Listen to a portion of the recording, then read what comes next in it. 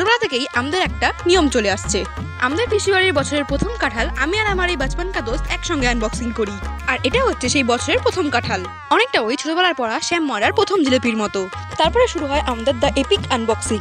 হ্যাঁ, first bite always নিজেকেই নিতে হয়, কারণ সেলফ লাভ কা চাক্কর বাবু ভাইয়া, সেলফ লাভ কা চাক্কর। তারপরে আমরা কাঁঠালটার মানিজ্যত একদম পুরো চিরহরণ করি। আর এই কাজের পরে আমরা যা খুঁজে পাই, আচ্ছা এরকম টাইপের কিছু একটা জিনিস দিয়েই না আগেকার দিনের অসুররা লড়াই করতো। ইগনোর গাইজ, মোটি লোক মোটি সোচ, everything is fair and lovely, sorry এখন গ্লো অ্যান্ড লাভলি। কিন্তু কাঁঠাল ভাঙার পর এই যে আঠা ঠোনার ব্যাপারটা, ইস বাবা গো।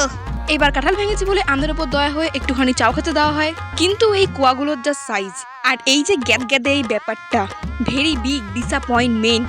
চলিয়ে কাঁঠাল নেই মিলা তো আমি সেই, যেখানে রিচ রিচ পার্সন সব নতুন নতুন কভার ইউজ করে, সেখানে আমি। রাত 9টার সময় আমাদের মনে পড়ে একটু ম্যাগি হলে কেমন হতো, আর যেমনটা ভাবতে হয় তা অলওয়েজ করতে হয়।